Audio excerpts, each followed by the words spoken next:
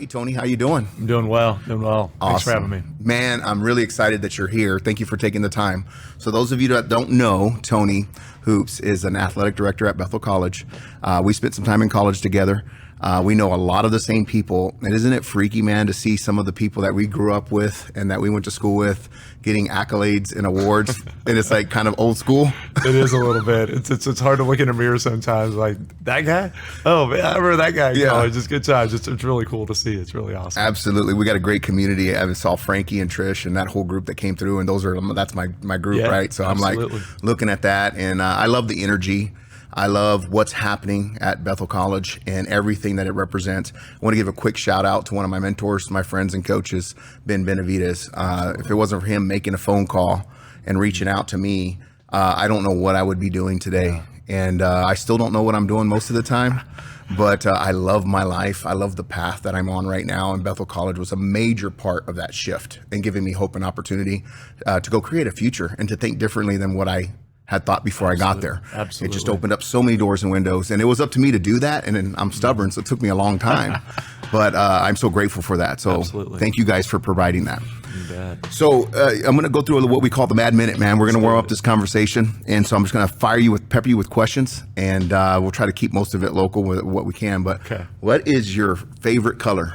It got to be red. Grew up in Nebraska. You know, choice. Oh, yeah, that's right. Didn't you get to go to a game recently? I did. Recently took my son to his first game. It's awesome. They're not very good, but it is a good time. they were like big time back in the 90s. Oh, for sure. That's the era I grew up in. Okay. When I was in middle school, there was 62-3 over a 5-year period. Right. I didn't know any different then. Right. I took it for granted. Right. Hey, well, you got the Spurs, right? Yeah, there you go. Same story. Like I grew up with the David Robinson, and then they had that little era. Then Tim came in, and it was just a dynasty. I had a great run, and I love my Spurs, but man, I'm just hoping and praying that those days don't take too long to come back because we're hurting right now. But I love you, Spurs. So, favorite food or restaurant, hometown? Try to keep it Harvey County. Back alley for sure, dude. Robert Palmer's my guy. Yeah, good people. Love that guy. Yeah, he's actually been with us before. We have a great episode. Awesome. He had this saying. We made a quote of it about price tags. What price tag are you putting on things in your life? Right? It was so good. Yeah, but anyways, what's your favorite pizza there? I'm probably either the buffalo chicken or the it's whatever their meat one is. Might just be called the meat, but it's good stuff. All right. Well, maybe he'll sponsor this clip. I love it. Let's get out of it. Man, I tell you what, he makes a barbecue pizza and I take the pickles. Some people don't like pickles, but I don't do barbecue pizza. Yeah. But him and that pizza that he makes, it's fantastic. It's the real deal. Yeah, they've gotten amazing there, and they're consistent and great operation. And it's fun to sit in there. I love all his little designs and his little it's cool. Nice hometown place. What's your favorite? So Nebraska's your favorite team? What's your favorite sport? That's hard. I got the AD here. I'm going to out you, bro. It's a tough one. As a college basketball coach before I came into the AD world there, and so I think probably by default, my dad was a high school basketball coach for 19 years. So probably by default, maybe the Hoops last name, it's basketball, but low key, I really like football. Dude. I really do like football. And cool. I love if I were to go back and coach again, which I probably never will, but if I were to go back and coach again, I'd be really intrigued by football because it's a different element of coaching. You can have so much more control of the game, and maybe that's my personality. Maybe I'm too much of a control freak, but I definitely love that side of it. There's a lot of creative thinking that goes into that side of the sport. That's interesting, but I'm a sports nut, and I think that's what makes my job so enjoyable. I truly just love all sport, and I don't just say that, like I truly do. I nerd out on it. And I don't look at my job as like, oh, I got to go to this game or that game. Like I get to do that. Yeah. I truly love what I do, and I think it's because I love sport. That's awesome, man. And you know what? When you see somebody in their element, your leadership abilities and capabilities, your drive, sometimes almost intimidating because you're super focused, and you are in a mode right now, or I've never seen you in a mode like this before. But I didn't know you real well in the past, but just. You're mission driven and you can feel it. And I tell you what we see in the community looking face forward to Bethel is a place that a lot of us in the community that I interact with, we have connections, ties, or come from that community. There's so many great things happening. I mean, at all levels for lots of groups. And when you look at the athletics, I'm not sure how many kids are there that aren't into some kind of extracurricular. Do you know the percentage by any chance? We're about 65 to 70% athletes, and probably about 90% in regards to some sort of participation, whether that's through, music, fine arts, whatever it might be. But I mean, yeah, it's definitely an institution where you're going to go be an active participant. And I think that's a great growth opportunity and a great growth model that Bethel provides that you just get at a small college institution that you may not get at a larger school. Right. And the individual attention, that's bar none. I was telling some guys that came up here to visit, to play football for you guys, and they're studs in Texas, right? And then they're in San Antonio. And they were looking they came up here, they have some visits, and I was like, the difference here is Bethel's selective in who they bring in. Absolutely. And the cool thing is you have to be selective about Bethel too, and it's on you to make it happen. And I really love that journey and just being straight up with these guys. It's like, this is a special place. You're going to make friendships here that you won't make in a lot of, because you won't get lost here. Yeah. And you can't fake your way through it. You're going to have to grow and learn and challenge yourself. Absolutely. And that community and that environment, when those kids come out and support our community, and I'll say adults, the ladies and men that come out, and they do the High Five Fridays. Yeah, so cool. And they come out and help our rec center put in baseball grass for the baseball field. Yeah. And I heard from one of our guys, Joel, who actually played basketball at Bethel, how much help that was and what it felt like when they all showed up to help, because that's a lot of work. It is. And I think it's just an opportunity. We use the word gratitude. We use the phrase to my coaches all the time. We all have somebody else's dream job. And, you can get paid more working somewhere else, but you may not get more fulfilled. And for us, it's a matter of, we want to spread that. Then if I'm leading with that mindset, that I feel like I have my dream job, which I truly do feel that way. I found a niche, didn't ever know if I wanted to get in administration, but once I found it, I found a passion, and you talk about being focus driven. All of a sudden I found where my drive was, and you can put your passion into it. And it's made me such a better leader. And when you trickle that down into your coaches, well, then they trickle that down into their athletes, and that service oriented mindset then becomes intentional, and it becomes contagious on our campus then. And so then, for us, it's a dream opportunity to be an athlete at Bethel College, and we really want to emphasize that on a routine basis. And the more that we can get people plugged into the community, the more they're going to be plugged into Bethel, the more committed they're going to be to those programs. And unintentionally, we feel like that's going to produce success. Whether that's more wins, hey, we hope so. But at the end of the day, is we're about growing people. And if your focus is on growing people, you won't make sacrifices to get to the wins. And we don't believe they have to be opposite of one another. We really focus on recruiting and people, not but people. And what we say by that is, a lot of times you might see, somebody like, oh, what a great athlete, but not a great person, or maybe not the greatest in the classroom. And for us, it's like, no, how about and? They're a great athlete, and they're a great person, and they're a great student. Does that mean everybody's perfect? No. But if we have that intentional mindset that if you don't sacrifice on character of somebody, well, then all of a sudden you can do great things with them once they're there, because they know their purpose as to why they're there. And we really want to focus on who we are. And when you recruit to that, well, then they're not shocked by the fact that, you're going to go be involved in the community, because that was what we recruit to. And that intentionality then, I think, is what leads to individuals such as yourself that stay at Bethel, or stay in the community after they're at Bethel, because it's such a special place. Yes, because we can take for granted what the community does for us, and you don't even realize that sometimes, and even until you're done. But once you realize it, it's so powerful, which is what brought people like you and I both back to this great community. Absolutely. And I can talk hours about things going on behind the scenes that, from our AD at that time, who, we get to stand on those people's shoulders and continue to steward their visions and then they let us create it to be ours, right? They kind of hand that torch or that baton off to us, and the responsibility that lies in that, it's big. Yes. And I think about, Ben and what he's doing with the community that he's working with, and seeing the team that he's coaching transition to where they were fighting for the playoffs, right? And then they had another tough season, but they're rebuilding and they've got focuses, and he is really focused on, transformational coaching. And that is Bethel. That is what I see in you. That is what I see in the guys coming up in our era that are looking back going, wow, Coach was calling the school, fighting to get my GPA where it needed to be, and doing all these things just to get me on the field. And it had nothing to do, because he wanted me to have the opportunity. I wasn't going to go pro. I wasn't going to score 10 touchdowns for him, but he wanted me to succeed as a human being. And he did so much work. And again, I didn't even find some of this stuff out till about 10 years ago. I mean, it's just, and they're so humble. They didn't care for me to know that. They're just high five. And I'm like, man, am I making them proud? Yeah. Am I doing the right things for them? Am I living that legacy that they helped me build? Right. Yeah.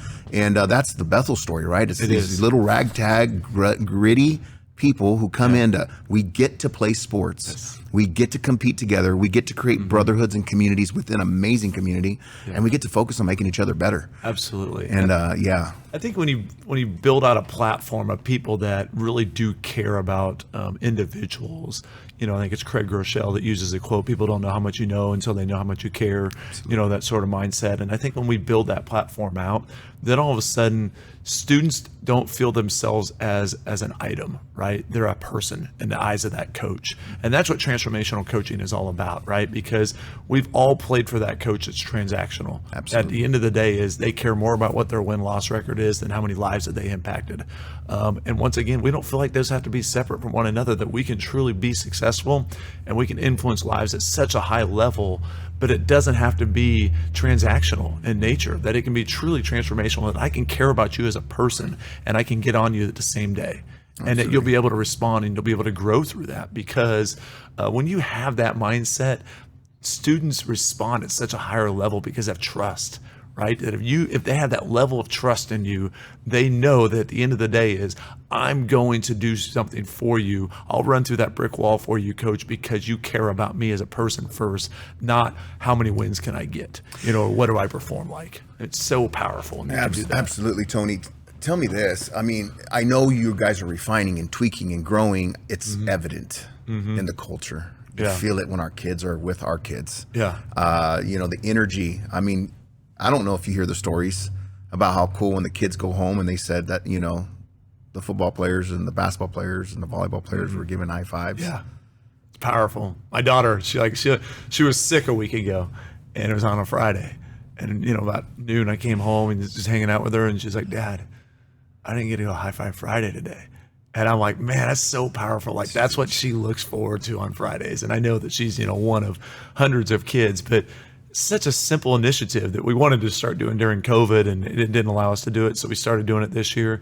And what's crazy is it impacts so many elementary kids, but guess who else is influencing? All of our student athletes, that they look forward to that they love it. Awesome. They may not love the cold weather we have right now and doing it outside, but they love the impact because they love the smiles. And you talk about transformational there, then they may not even know it in a moment, but all of a sudden they picture themselves as that young kid. Absolutely. And that changes their lives, and which is so powerful. Well, and I hope our young ladies and our young men understand, and I think they do, but I want to make it plain. Those kids are looking at giants. They're college athletes, and they're taking the time to come and show them a little bit of love. Yeah. And some of those kids are now showing up to kids in the gym and stuff like that, because the basketball players came out and they're curious about what basketball's all about. Exactly. Yeah. And they really haven't had a chance to look at it.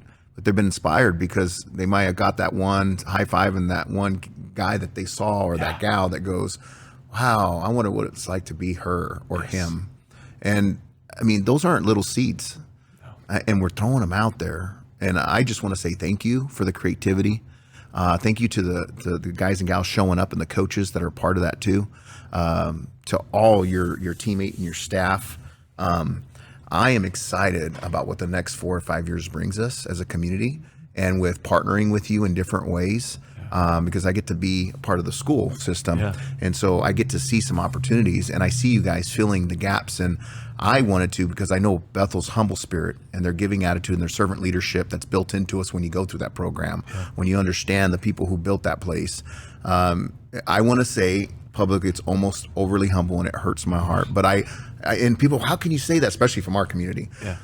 But I understand it, and I love that that's part of who we are. But I also want to celebrate you guys, because you don't get it's not that you want the credit, but I want to give you guys credit for all the amazing things that you're doing in the community and the kids you're inspiring, because at the end of the day, that's our future, right? Oh, absolutely. And we're pouring into them in ways that we're just doing little things, that these are making huge impacts, right? Absolutely, for sure. So tell me more about, are you systematic with your team, with Stokes and your coaches, and how you do what you're doing by building those relationships? How are you guys doing that? What do you talk about? It's very intentional. A lot of it's centered around, I'm a big Patrick Lencioni fan and 5 dysfunctions of a team and meeting structures. And so it became very intentional. Unintentionally, it became intentional, right? You listen to a lot of good people that are smarter than you, and all of a sudden you start doing things that are, like, oh man, I can get better, right? Absolutely. And for me, it was a matter of, it became intentional with some of that. And we're always trying to tweak things, right? Always,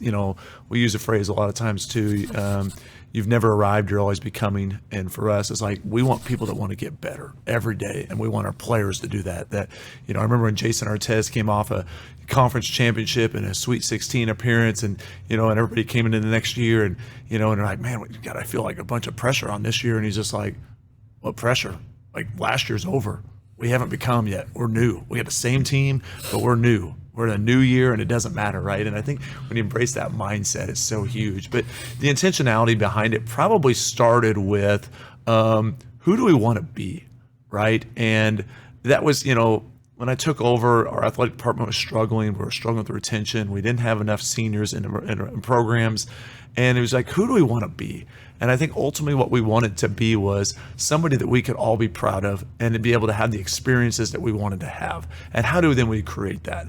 And one of the first things in about year one was we got together in a small group of coaches. Some of them aren't there anymore, but it was, what is our mission, vision, and values for our athletic department? We knew what it was intentionally from the institutional level, but what is it for athletics? And be really, really practical about that.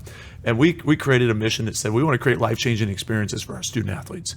You're an example of that. I'm an example of that. When I think back to my Bethel experience, it changed my life. Absolutely. Right? And so because of that, it's like, I want every one of our student athletes to have that same experience. I wasn't an All-American. I probably wouldn't even play today, right? Because his talent level has improved so much, right? Yes. But at the end of the day Yes. is I wouldn't trade it for anything because it had a great coach, but the biggest thing was the people I was around and my teammates. And to this day, they're my best friends, right? And so we want to create that for every single student athlete we have. And so then from there, it created this vision that we, recruit, retain, and develop. Recruit, retain, develop. We want to recruit the right people. And we say all the time, we're not for everyone.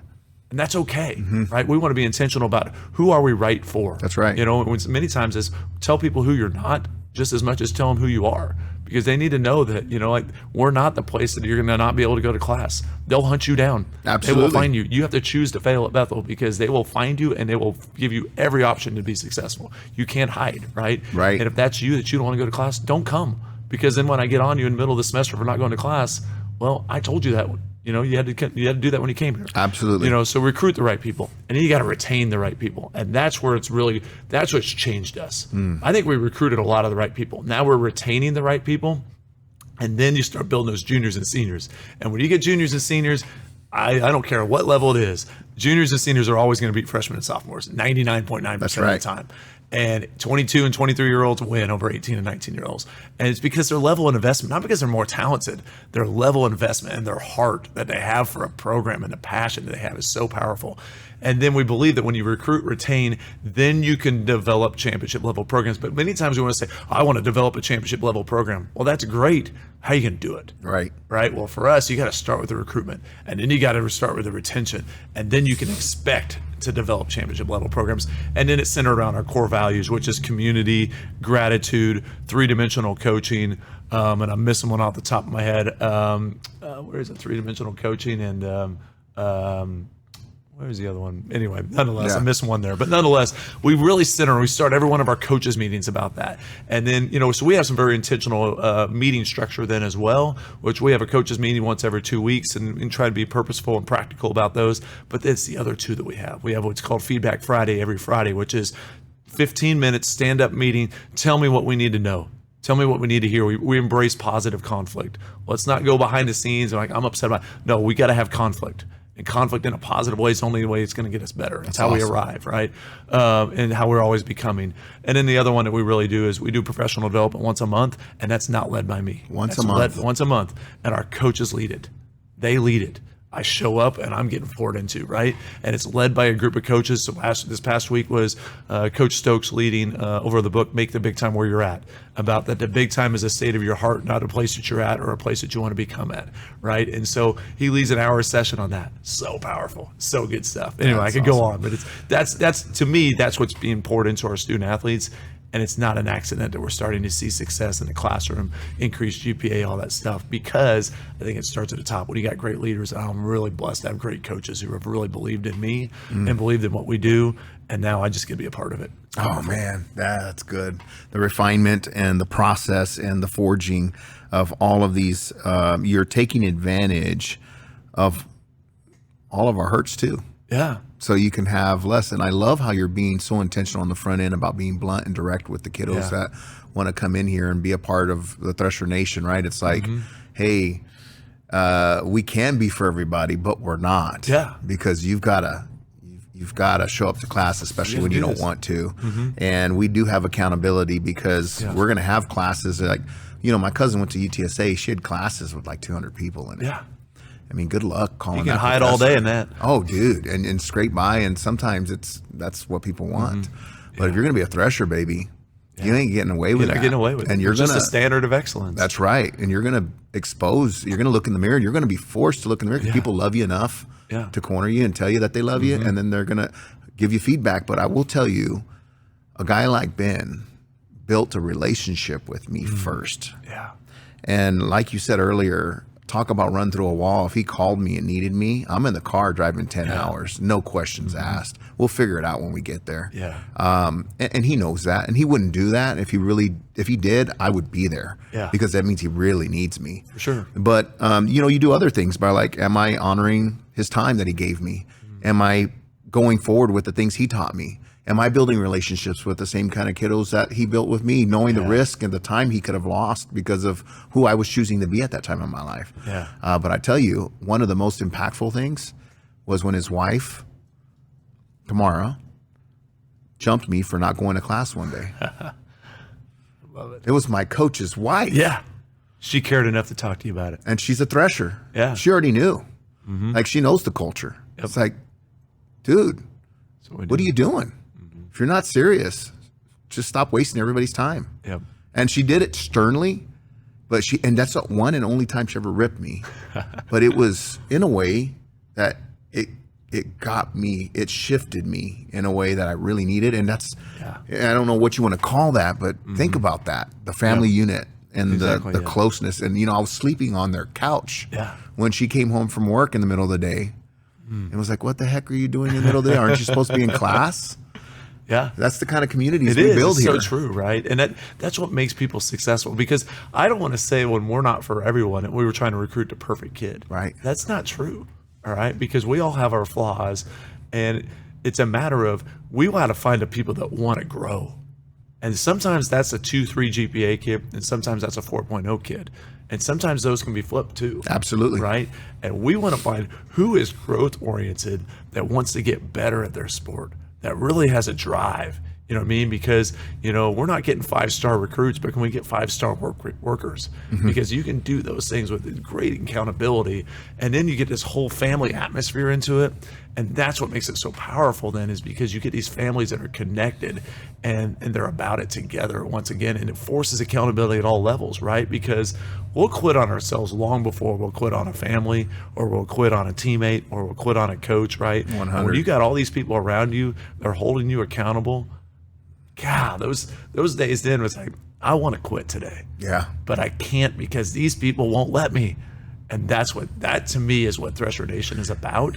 And a great community and a great platform that we have is that it could be a host parent that didn't let you quit. It could be the coach's wife that didn't let you quit. It could have been a professor. It could have been, somebody working in the maintenance department that didn't let, whoever it is, right? But if you surround yourself with the people there, they care about you so much as people, that it might be easier to go see the Stars and go play in a bigger place, whatever bigger is. Right. But at the end of the day is, what is it that you want out of your experience? And we've had some pretty high profile kids the last couple of years that have chosen routinely to stay at Bethel when they could have went and got a full ride Division I offer, And they keep choosing Bethel because they understand it's such a rarity to have that. And it's so cool to see young people appreciate that, because I don't know about you, but I think I would have, if I had enough talent, I would have hard time not seeing the stars. But these kids they're being poured in and they understand it. But it starts with that intentionality of seeing the bigger picture, not just I'm an athlete here. No, I'm a person first. And when you have that, then all of a sudden you can really start to do amazing things with people. And that's what shifted our culture, I think, which made us successful. Coach, I mean, you said a lot of powerful things right there. I'm gonna love to unpack this video, but whatever big is, I mean, that Bethel's a giant. Yeah, in my eyes. Exactly. I get to do business with some of the most amazing human beings on the planet. Yep. Literally. I mean, one of my partners, and this is just, I mean, his accomplishments, but Fortune 150 CEO for 16 years, one of the top 150 companies in the world. And he actually spends time with me, and we're in business together, right? Mm-hmm. He's teaching me so many things, and we are in our community one touch away from all the best in the world. True story. And we have intimate relationships. Yeah. And because we build people the way we build them, we're not fake, dude. Yeah. I mean, people can tell when we come to the table, we separate ourselves from, I don't care what big Ivy League schools people want to throw out there. Yep. We have our network that's powerful, and we're one phone call away from a lot of stuff. Yeah. And we won't waste each other's time. Yeah. And we want to pour into each other and grow communities. So and true. The heart of who we are, what is big? I mean, I don't want to be exaggerate, but it's not, because we can touch anything that's out there. Exactly. But we're not in a classroom with 2,200 people where somebody has this connection that's literally a text or a phone call away. And if they say, the kiddos were here the other day, here's an example. Here's Bethel. Yeah. I just happened to be doing something in the community where one of our graduates, who's a state representative, was here. Yeah. Well, he's the head of the state of Kansas of criminal justice. Okay. One of the kids that was here wanted to be in criminal justice. So he was here talking to the guy who's literally the head of what he wanted to get into in the whole state of Kansas. Crazy. And he's sitting there going, and I was like, but that's us.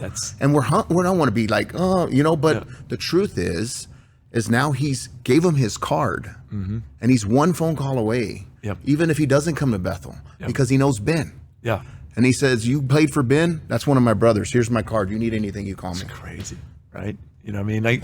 And that's what's so powerful, I think, about small colleges across the country, right? Is that, and this isn't to knock, larger universities Absolutely. either. I think you have to find a niche for who you are. Absolutely. Right? Because, and I think everybody has a different personality, right? If I would have went to a larger institution, I think I would have just been lost. I wouldn't be where I am today. I would not be. There's no way, because just because of the intentionality people poured in me. Sometimes people, they can't have a larger institution because they lose themselves, right? And get caught up in things that they just, they're trying to find themselves, all those different elements there.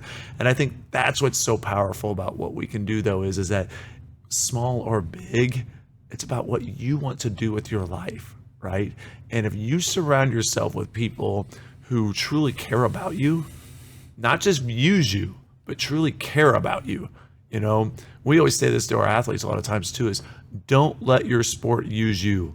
Use your sport as a platform for success, right? And too many college athletes, Division 1, 2, 3 NAI, they will they will go through and play 4 or 5 years of their sport, not get their degree, accumulate tons of loans, and not do anything because they just let sport use them. They jumped around to 3 different schools trying to find the right fit, trying to play the right amount of time, trying to start here or whatever it is, instead of using sport as an avenue for them to be successful. Absolutely. I would love to go back and play sport. 3 knee surgeries later, that ain't happening. Right. But sport is where I'm at today. Not because I'm an AD. Sport made me successful as a teacher, as a coach, as a mentor, being an elder in a church.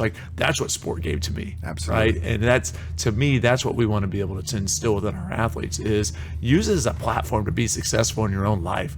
You only play for 4 years, right? That's a flash, but what are you going to do after that? And that's where we can really be powerful, what we want to do, and use it as a platform for success. And that's something that you've obviously done and so many others, and it makes it so powerful. It's exciting. And we didn't even talk about this, but I when those guys came to visit a couple weeks ago, after they were done over there with the tour, they came over here and fed them breakfast and stuff. And we were sitting down talking, and I said, look, Bethel's an amazing place. It's not going to be fun the first year, straight up. Yeah. You get over yourself. Yep. It'll get better. Year 2, you'll have your feet on the ground, and you'll get to figure out if this is where you want to be. Yep. But if you made it through year 1, you got a pretty good chance. If you make it through year 2, you're good. You just got to finish the race. Yep. And I said, but the cool thing about Bethel, and this is without what you just said, is they're going to teach you how to use football and not let football use you. You nailed it right It's there. a tool. It's a tool to get where you need to go for the rest of your life. And they get it. And they will nurture you, and they will be there for you, and it's not going to be easy, but it'll be worth it.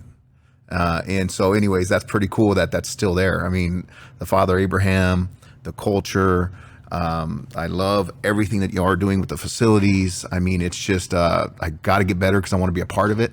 I want to continue to pour into you guys. You've done so much for me as a community, and thank you for championing that community like you're doing today and changing lives. And I know you're humble about that, but it's happening in multiples, brother. We're hearing it. We're seeing it. Super proud to know you. Thank you for spending the time to be here with me today. And so what I want to do is I want to get with you again, and I want to ask permission to maybe bring some of your coaches on so I can hear from them. And I want to get to know them too, because I want our community to see the champions right next door, right in here with us, doing life with us, next to us, serving, putting down grass in our fields that our kids are going to be playing on, inspiring our next generation to get to the gyms, opening their doors for us to come watch them play at the next level and get inspired. The athletes that you guys have today, there's no way I would have touched that field. And people talk a lot of trash about this group and these kids and all this stuff. I'm like, have you seen these guys play? And the focus they have and the training that they've gone through compared to what we have? We were like still barbarians. You know what I'm saying? These guys are so refined, and these gals, I mean, I watched online and I'm thinking, dang, she's just stroking them threes like it's a different world. It is, and it's a cool thing to watch. And you're inspiring the next generation here in Newton, and you're tangible. And so is there one thing you would like to leave to our athletic community in Newton? Because we're doing this Junior Railer Foundation, and it's a really awesome thing, and paperwork is done. The Junior Railer basketball is one of my favorites. I just love basketball and football are my favorites. I love all the sports, but really I have an affinity in my heart for basketball. It's my favorite sport. I love the game for 1,000 reasons. I'm going to say it out loud. Coach, don't be pissed at me. You can hide a subpar athlete that's a granimal and a knuckle dragger and put him at fullback that runs north and south and doesn't have any hands, can't really move lateral that well, and they'll look good out there in a football field. You put that guy on a basketball court, can't hide him. No, man, you're exposed, dude. You're exposed. Yeah, you're exposed. It's a different type of athlete, in my opinion. They all got their places, but basketball is just, man, it's just so much fun to watch. But Coach, is there something you could leave our athletic community, especially shout out to the Junior Railers? You know, we're trying to build men that are going to be building, men and women who are going to be building the next generation of athletes. And we're focusing on K through 6 right before they get into that 7th grade system here in USD 373. And is there something you want to say or something you can give us, some kind of a nugget to what we should be focusing on to get those kids in the gyms and to kind of build that next generation of athletes? You know, I would go a couple things here. One is I think back to my experiences. I was fortunate enough to play in a really successful program in a small town in north central Kansas, but that coach was there for 25 years, probably something like that, and was really, really successful. And the reason we were successful is because our youth program was elite, way ahead of its game. Way ahead of its game in regards to Saturday morning sessions. And the greatest thing about that was he didn't teach much. It was all of his athletes, and it was a system. It was a routine, right? And I knew that in first grade I was going to go to jam, right? That's what it was, Saturday morning, and I was going to be there for 2 hours, and I did that all the way till 6th grade. Right, and in 7th grade you're in middle school, right, and now you're gonna wear that jersey. That's right. Right, and you put that jersey on, and you play that in 7th, 8th grade, and then all of a sudden you're a freshman, right, and now all of a sudden you got to represent at a higher level. Well, when you get into that freshman world, well, the previous 4 years had just won a sub-state championship, right? Or they had just won, went to the state tournament, whatever it is, right? I was fortunate my sophomore year to hit a game-winning shot and we won a state championship, awesome. Right?